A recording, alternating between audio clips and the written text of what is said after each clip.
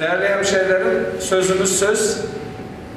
Durumu iyi olmayan vatandaşlarımıza et dağıtımı yapacağımızı belirtmiştik. Bugünden itibaren Ramazan'ın 1. günden itibaren dağıtım işlerine başlıyoruz.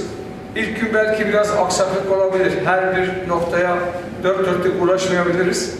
Ama inşallah 1-2 gün içerisinde sağlıklı bir şekilde her noktaya ulaştırmaya çalışacağız.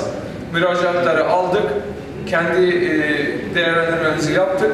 Ve inşallah en kısa zamanda durumu iyi olmayan, gariban durumda olan ya da alamayacak durumda olan kardeşlerimize burada gördüğünüz hijyenlik anlamında tam iyi bir şekilde et kombinomuz tarafından kesilen bu etler Ağrı'daki kardeşlerimize sağlıklı bir şekilde dağıtılacaktır.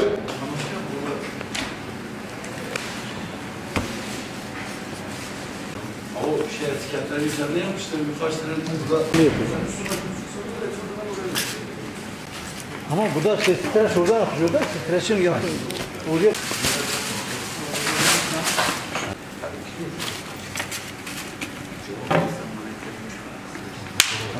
Alır ya. başkanım orada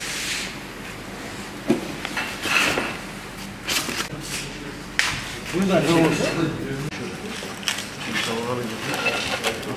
bu kadar.